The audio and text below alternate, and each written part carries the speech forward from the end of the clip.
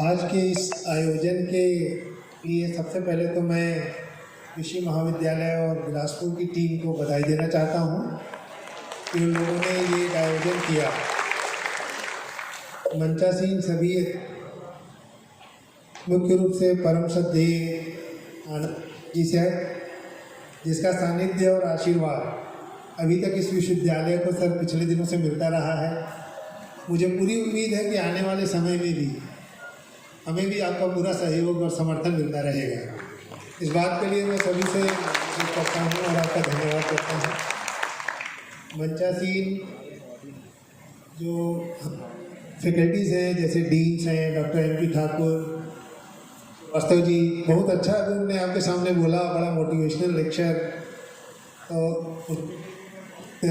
धन्यवाद देना चाहता हूँ कि वो भी स्टूडेंट्स के लिए जो जॉब अपॉर्चुनिटी की जो एक मुख्य समस्या है पर बड़े तेज़ी से काम कर रहे हैं और मुख्यतः बहुत अच्छे से काम कर रहे हैं। तेजी is very known face to all of us. बहुत सौम्य प्रकृति के आदमी हैं, शांत रहते हैं, लेकिन उनके काम करने का तरीका जिस कमिटमेंट के साथ है उसके लिए मैं हृदय से उनका धन्यवाद करता हूँ। मेरे इस 25 दिन या 1 महीने के समय में हमने बहुत सारी क्रियाओं को और चीज़ों को अरेंज किया है। इसमें मैंने पाया है कि कुछ लोग ऐसे हैं जो दिल से इस मेहनत से काम करते हैं बिहाइंड द सीन, जो कभी सक्सेस में आता है। तो मैं इस चीज़ के लिए आपका बहुत हृदय से आभारी हूँ। मेरे सामने बैठे हुए सभी फैकल्टी मेंबर्स और छात्र और छात्रा, प्रेस और मीडिया, जो कि शायद हमारे इस पूरे कार्यक्रम का एक मुख्य बिंदु होता है, जो हमारी बातों को पब्लिक तक पहुंचाता है, मैं उसका भी शुक्रगुजार हूँ कि अभी तक के हमको बहुत सहयोग मिला और आने वाले समय में भी मिलेगा। आज की ये जो वर्कशॉप है, इस वर्कशॉप में 2 मुख्य बातें हैं। एक जो है वो है कैरियर डेवलपमेंट क्या होना चाहिए, जो कि मुख्य समस्या है सभी विद्यार्थियों। मैं केवल 3 मुख्य बातों को आपके सामने रखना चाहता हूँ। सबसे पहली बात, किसी भी विश्वविद्यालय की पहचान वहाँ के स्टूडेंट से होती है। ठीक है, कृषि विश्वविद्यालय हो या कोई भी विश्वविद्यालय हो, उसके जो बच्चे हैं वो हमारे प्रोडक्ट्स हैं, राइट। तो हमारा जो काम है किसी विश्वविद्यालय में, जो एक टीचिंग कम्युनिटी का काम है, वो ये है कि हम उन बच्चों को आने वाले भविष्य के लिए किस तरीके से तैयार करते हैं। पहले जो एजुकेशन सिस्टम था और पिछले 10 साल में जो एजुकेशन सिस्टम बदला है, उसमें बहुत सी चीज़ें बदली हैं। 2 साल के पेंडेमिक ने हमको बहुत सिखाया है। कभी हम ऑफलाइन किया करते थे, चौक और पेंसिल से पढ़ाया करते थे, तो शायद हमारा कनेक्ट स्टूडेंट से बहुत आत्मीय होता था। धीरे धीरे चौक और पेंसिल ने ले गए, हम स्लाइड्स बनाने में ले गए, फिर अभी ऑनलाइन हो गया। हम कम से कम इस चीज़ के लिए तो आज कह सकते हैं कि अब हम थोड़े से ऑफलाइन हुए हैं, आज भी हम हाइब्रिड मोड में ही चल रहे हैं। जैसे कि विश्व की अभी व्यवस्था है, आप सबने देखा होगा, बहुत जगह पे कोविड है, वो फिर से आने की संभावना बहुत ज़्यादा है। देखिए, हम पूरी उम्मीद करते हैं कि एशियन कंट्रीज़ में भारत ने और पर्टिकुलरली छत्तीसगढ़ ने जिस तरीके से कोविड को रखा, मैं कहता हूँ बहुत कमेंडेबल जॉब है। और उसमें भी शिक्षा व्यवस्था को बनाए रखने के लिए जो हमने रीच किया या जो हमने प्रयास किया, वो उस पेंडेमिक के कंडीशन में बहुत अच्छा रहा है। लेकिन अब ऑफलाइन होने के बाद, जैसे आप सभी आज बैठे हैं, आप सबको पता है कि विद्यार्थी जब 3rd ईयर 4th ईयर में हो या जब आगे अपने कैरियर की सोचता है, तो कैसा सोचता है? कैसा सोचता है? 2 ही 3 चीज़ें सोचता है। या तो he will plan for career in service, ये एक बात है, सब ये सोचते हैं कैरियर इन सर्विस। अभी पिछले 4-5 सालों में अगर आप देखेंगे तो ये बताने हुए मिश्रा जी मेरे को बड़ा हर्ष हो रहा है कि गवर्नमेंट जॉब में जो कारियों की जो पोजीशन है, हमारे यहाँ के पीएचडी पास से लेके एमएससी और बीएससी वाले में करीब 80% लोगों को नौकरी मिली। तो एक बहुत बड़ा एक ऑप्शन था जो पिछले 3-4 सालों में हमारे यहाँ के पास आउट लोगों को मिला और वो अभी बड़े खुश भी हैं। लेकिन अभी की जो जनसंख्या है या अभी के जो स्टूडेंट हैं उनको शायद उतने ईजिली उतने ऑप्शंस नहीं मिलेंगे। आपने देखा होगा कि हमको जॉब के कितने ऑप्शन हैं। अगर किसी को जॉब के ऑप्शंस हैं तो वो क्या करेगा, फ्रॉम बीएससी ऑनवर्ड्स उसको ये फिक्स करना चाहिए कि मैं क्या जॉब करना चाहता हूँ, किस एरिया में चाहता हूँ। आप देखिएगा छत्तीसगढ़ में जॉब के लिए जो हमारी प्लानिंग होती है वो थोड़ी डिफरेंट होती है। मैं दिल्ली में रहा हूँ इनिशियली मेरे करियर में 10 साल। जेएनयू एक इंस्टीट्यूट है, उसके बाजू में एक रेंटेड हाउस होता है, बेरसराय जिया सराय करके। आप वहाँ जाइए, देखिएगा वेस्टर्न यूपी, बिहार और जो लिटिल बिट एमपी का जो पोर्शन है या ग्वालियर भिंड मुरैना, वहाँ के बच्चे जब आते हैं वहाँ तो उनके दिमाग में 3 बातें होती हैं। या तो मैं यूपीएससी करूँगा, आईएफएस करूँगा, आईपीएस करूँगा। उसकी क्या तैयारी दिल्ली में रह के वो बैठ के कमिटेड होकर निकलता है। तो बच्चे कैसे तैयारी करते हैं, उनके पास पूरा कैलेंडर होता है। एमपीपीएससी अब हो रही है, अब तो क्या सीजीपीएससी हो गई, फिर राजस्थान की कब हो रही है, कौन से सब्जेक्ट यूज़ करना है। जैसे बहुत से आपको नोट्स मिलते हैं वहाँ, जीरोक्स में मिलेंगे। 800 से 1000 रुपये में आपको पूरा यूपीएससी का नोट्स, हिस्ट्री का हो, चाहे मैथमेटिक्स का हो, चाहे एग्रीकल्चर का हो, आपको जीरोक्स मिलता है। तो वो बच्चे ये तैयारी करके जाते हैं, फिर वो एमएससी पीएचडी की प्लानिंग नहीं करते। ठीक है, एमएससी पीएचडी की प्लानिंग अगर कोई बच्चा कर रहा है तो इसका मतलब है वो ये सोचता है कि मेरे को साइंस एज ए करियर लेना है।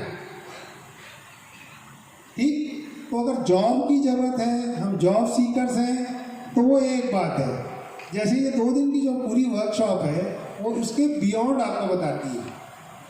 बियॉन्ड क्या है, अब पिछले 5 सालों में हम लोगों ने कोशिश की कि जॉब के अलावा, क्योंकि अब जॉब्स नहीं है तो हम क्या करेंगे, तो हम क्यों नहीं ट्रेनर बन सकते या हम अपना बिजनेस क्यों नहीं खोल सकते। गवर्नमेंट ऑफ इंडिया में अगर आप अभी देखेंगे, स्टार्टअप इंडिया चल रहा है, मेक इन इंडिया चल रहा है, तो देयर इज बूस्ट। तो स्टार्टअप में जाने के लिए 3 मुख्य बातें आपकी होती है। पहले तो आपका आइडिया क्या है, how you will know. I tell you 2 examples. आप बताइए, हम सब में आज से लेट से 8 से 10 साल पहले हम में से कौन जानता था क्या टैक्सी नहीं चलती थी, हवाई जहाज नहीं चलती थी, कि लोग हवाई जहाज में नहीं जाते थे, या टैक्सी के लिए ड्राइवर नहीं थे। किसी एक ने ये सोचा कि मैं आईटी टूल का उपयोग करके कैसे एक नेटवर्क बनाऊं। पहले भी वही टैक्सी है, आज भी वही ड्राइवर है, लेकिन मेक माई ट्रिप में या ओला और उबर में क्या करते हैं ओला और उबर वाले, have you heard any time? इसका बिजनेस मॉडल क्या है? 2 पार्ट है, एक प्रोड्यूसर जो आपको सर्विस देगा, दूसरा क्या है जो सर्विस ले रहा है। इस बीच में क्या गैप है, क्या तकलीफ है, उसको उसने ईज आउट किया और उसने एक नेटवर्क बनाया। आईटी टूल में आप एसएमएस भेजो, मेक माई ट्रिप में आप एंट्री करो, वो सर्च करके इंजन से आपको चीपेस्ट प्राइस देता है। ठीक, हम सब ये करते हैं आज की डेट में। तो उसको क्या फ़ायदा होता है? कभी आपने सोचा कि किसी भी ऑनलाइन सिस्टम में जब हम काम करते हैं तो हमारे के लिए तो फ्री है, गूगल हमको फ्री में जीमेल देता है ना, उसका क्या फ़ायदा है? He is not doing any charity, right? तो ही गेट्स एडवर्टाइजमेंट। आपने कभी देखा होगा, आप सर्च इंजन में जाइए, you search for 1 shirt, next day आपके मोबाइल में शर्ट की 10 कंपनियों के टैग आने लगते हैं। तो ये कहलाता है big data management, right, which is next gen. तो आज जो हमारे विद्यार्थी हैं उनको ये चीज़ सोचनी चाहिए। इनोवेटिव आइडिया का मतलब है कि इनोवेटिव आइडिया जो मैं ले रहा हूँ उसका इकोनॉमिक्स क्या है, ये मैं पहले समझूँ। एक दूसरा एग्जाम्पल बता रहा हूँ आपको। पहले ग्रोसरी शॉप में लोग जाते थे, आजकल अमेज़न भी ग्रोसरी दे रहा है, बिग बास्केट भी ग्रोसरी दे रहा है। अब दोनों में प्राइस में इतना डिफरेंस क्यों है? कभी सोचा आपने ऐसा क्यों है? क्यों वो डिस्काउंट देता है? जो प्रोड्यूसर कंपनी है, जैसे एफपीओज हैं, अब हमारे करीब 10,000 एफपीओज हैं पूरे प्रदेश में, बड़े अच्छे प्रोडक्ट बना रही हैं, हमारी केवीके से उसको आउटलेट मिल रहा है। तो एक मिड लेवल में मार्केटिंग की हमने फैसिलिटी दी हुई है। उसका स्केल अप कैसे होगा? उसका स्केल अप ऐसे होगा, उसके प्रोडक्ट को हमको एक और स्टार्टअप चाहिए जो केवल मार्केटिंग का काम करे, प्रोडक्शन का नहीं। ठीक है, कलेक्शन करे, सेग्रीगेशन करे, ब्रांडिंग करे, फिर उसको मार्केट लिंक करे। तो हम लोगों को ये समझना चाहिए, आंख हमेशा आप खुले रखें, आपके आसपास देखें प्रॉब्लम्स क्या है। इनोवेशन या तो प्रोडक्ट के फॉर्म में होता है या सर्विसेज के सेक्टर में होता है। एक और एग्जांपल देखिए, पहले लोग क्या करते थे, कुक्ड फूड, स्विगी आया ना, जोमेटो एंड स्विगी क्या कर रहे हैं?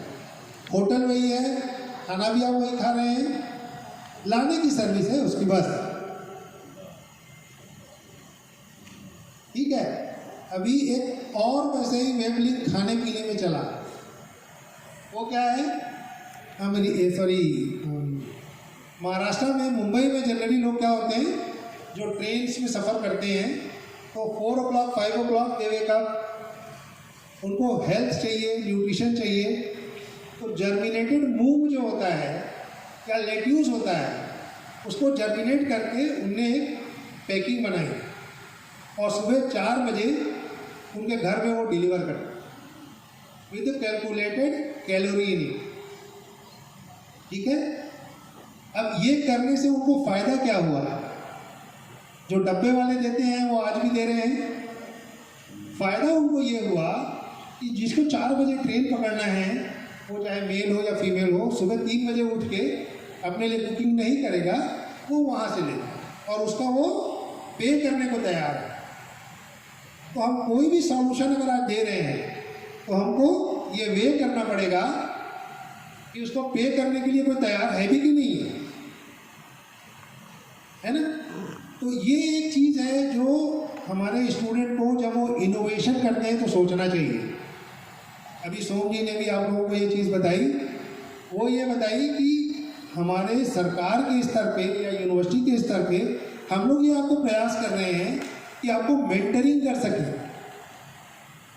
ठीक है, अभी एक नई स्कीम आई है स्टार्टअप इंडिया में, जिसमें 30 लाख तक का जो लोन है वो बगैर कोलेटरल के होता है। जो मेन अभी तक के लिमिटेशन है, जिसमें जितनी भी बायोकॉन कंपनीज हैं इंडिया में, केवल 1% ही सक्सेस क्यों हुई, उसका मेन रीज़न केवल एक ही है, वो ये है फाइनेंसिंग, जो सोम सर भी अभी आप लोगों से कह रहे थे। तो फाइनेंसिंग के लिए नॉन कोलेटरल लोन क्या आपके लिए अवेलेबल है? बिल्कुल है। अभी मेरे बाद भी और भी स्पीकर हैं, और भी लोग आएंगे अभी 2 दिन में। उसमें जैसे हमारे यहाँ एग्री रफ्तार चल रहा है, I think Ullas is coming right, he will explain you कैसे हम लोग करते हैं। एग्रीकल्चर में अभी हमारे सामने ही बैठी हैं, इनका भी जैसे अभी हमारे डीन साहब ने बताया कि इनके पास करीब कुछ किसानों का समूह है। ये क्या कर रही है, किसान जो है, जो समूह प्रोड्यूस करता है, उसको मार्केट से अगर हम लिंक कराएंगे तो प्राइस गैप इतना होगा कि किसान को भी बेनिफिट होगा, आपको भी बेनिफिट होगा। ठीक है ना? तो इनोवेशन, टेक्नोलॉजी और दूसरी चीज़ मार्केटिंग। तो मार्केटिंग करने में मेरे को लगता है हम लोगों को भी, जो हमारी टीचिंग कम्युनिटी है, हमारी यूनिवर्सिटी है, उसको थोड़ा सा हमारे एजुकेशन में परिवर्तन लाना होगा, जिसमें हम ये बताएं कि कौन से प्रोडक्ट हैं, प्रोडक्ट ओरिएंटेड रिसर्च हो, स्टूडेंट जो मार्केट में एब्जॉर्ब हो सके, कंपनीज की जो रिक्वायरमेंट है। आपको ये पता है नहीं, मैं नहीं कह सकता, लेकिन एक सर्वे है जो प्राइवेट इंडस्ट्री एसोसिएशन ने किया, जो हमारे प्रोड्यूस आ रहे हैं मार्केट में, उनको वो एम्प्लॉयबल नहीं है, क्योंकि उनकी टेक्नोलॉजी है वो 2 स्केल ऊपर चल रही है। अभी जो नई शिक्षा नीति आने वाली है सर, नई शिक्षा नीति में इन बातों का बहुत ध्यान रखा गया है और मुझे पूरी उम्मीद है आने वाले समय में हम अपने बच्चों को इस बात के लिए जरूर तैयार कर पाएंगे, emotionally, mentally, physically and also with the support of technology, कि वो आगे चल के चेंजिंग एटमॉस्फेयर में, ग्लोबल इकोनॉमी में अपने आप को कहाँ खड़े पाते हैं। एक छोटा सा एग्जाम्पल है, आज जो है न्यूट्री केयर प्रोडक्ट्स का जो बिजनेस है करीब 16,000 करोड़ रुपए का टर्नओवर है ईयरली, और food becomes at least 20% of that, rest is cosmetic industry. ठीक, खाना बनाना एग्रीकल्चरिस्ट का काम है, हम जो बनाते हैं वो लोग खाते हैं, तो we should be proud of agriculture is a subject जिसमें आप लोगों का खाना बनाते हैं। ठीक है, तो हमको 20% में बहुत बड़ा मार्केट है जिसमें रोल प्ले करना है। आपने देखा होगा आजकल प्रोटीन का बहुत मार्केट चल रहा है ना। हर बी टाउन सिटी, सी टाउन सिटी में आपको क्या मिलेगा, जिम मिलेगा, बॉडी बिल्डिंग मिलेगी। उसमें जो प्रोटीन आ रहा है वो कौन सा प्रोटीन है, whey protein. What is whey protein, soya protein और वे प्रोटीन, राइट। उसकी बायोलॉजिकल सिग्निफिकेंस बहुत कम है, वेजिटेबल प्रोटीन की बायोलॉजिकल सिग्निफिकेंस उससे 3 गुना ज़्यादा है। तो क्या हम जिस हिसाब से वे प्रोटीन का मार्केट है उसका 2% भी अगर हम टारगेट करेंगे तो कितना बड़ा वॉल्यूम है। उस वॉल्यूम में अगर हम हमारा वेजिटेबल प्रोटीन की प्रोसेसिंग एंड ब्रांडिंग करें, आपको नहीं लगता कि उससे आपका मार्केट फ्यूचर बहुत अच्छा होगा, या ये मार्केटेबल है जिसमें इकोनॉमिक्स बेड है। ऐसा हमको जब सोच में परिवर्तन होगा तो ये काम जरूर होगा। मुझे पूरी उम्मीद है कि आने वाले समय में इस टाइप के वर्कशॉप और ज़्यादा होंगे, और इंक्यूबेशन की फैसिलिटी हमारी यूनिवर्सिटी में सभी केवीके के द्वारा इंक्यूबेशन की भी फैसिलिटी दी जाएगी। तो एग्री एंटरप्रेन्योरशिप को बढ़ाने के लिए हम लोग जरूर फोकस्ड वे में काम करेंगे। मेरा आने वाले सालों का जो एजेंडा है, 2 मुख्य एजेंडा है जिस पे मैं ऐसा उम्मीद करता हूँ कि आप सबका सहयोग मिलेगा और इस दिशा में हम काम करेंगे। एक जो है क्वालिटी एजुकेशन को हम कैसे रीच आउट करेंगे, जो मार्केट में एक्सेप्टेड हो, और रिसर्च पहले मार्केट में ज़रूरत है क्या नहीं देख के फिर रिसर्च करेंगे। रिसर्च करके उसको मार्केट में देख के टेस्ट नहीं करेंगे, पहले मार्केट में वो ज़रूरत है कि नहीं या उसकी रिक्वायरमेंट है कि नहीं, वो पहले हम एसेस कर लें और फिर रिसर्च करें। तो आप सभी को मैं ये कहना चाहता हूँ कि बहुत अच्छी अपॉर्चुनिटी है, और आप लोग जैसे कि श्रीवास्तव सर ने भी कहा, अभी उम्र के उस पड़ाव में हैं आप कि आप पत्थर तोड़ के पानी निकाल सकते हैं। तो आप सबको इस दिशा में सोचना चाहिए और आगे बढ़ना चाहिए। तुम्हें ये पता है कि नहीं मालूम, एक स्टार्टअप कंपनी जो बायोकॉन बनी थी, वो एक छोटे से वेंडिंग हाउस में बनी थी with 50,000 rupees input by 5 people, and that is today 2,000 crore company। ठीक है ना। तो क्लिक करने की बात है, आपकी सोच को इकोनॉमिक्स में डालने की बात है।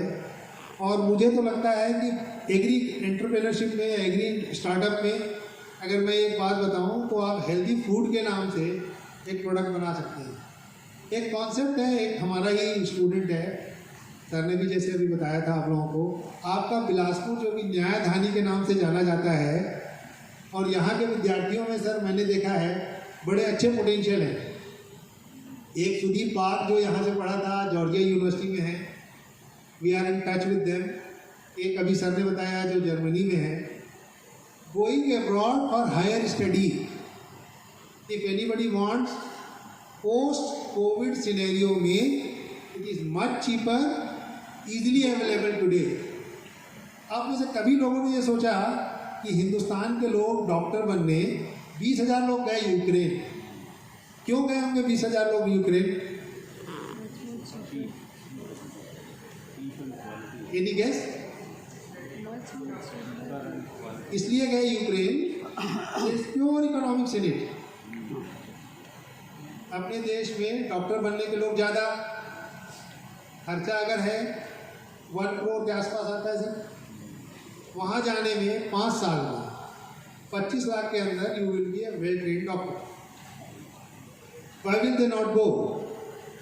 Somebody going from Chhattisgarh to Kerala or to Delhi is as good as he is going to London or somewhere. ठीक है, तो अपॉर्चुनिटी जो होती हैं उसमें इकोनॉमिक्स बहुत इम्पोर्टेंट है, चाहे वो पढ़ाई लिखाई में हो, चाहे वो आपके कैरियर में हो या आपके सर्विस में हो। आप सबों ने बहुत अच्छे से सुना मुझे, इसके लिए मैं आप सबका आभारी हूँ। धन्यवाद। और अपनी तरफ से इस बात के लिए मैं ज़रूर कहूँगा कि हम इंक्यूबेशन में हैंड होल्डिंग जो दूसरे इंस्टीट्यूट करते हैं उससे 1 साल एक्स्ट्रा करके हमारे बच्चों को आगे बढ़ाने का हम प्रयास करेंगे। हम डिसाइड करेंगे हमारे इंक्यूबेशन में, बाकी में 2 साल का इंक्यूबेशन होता है। We will definitely do 3 years incubation to our kids so that they can come forward and do the brilliant job. Thank you very much.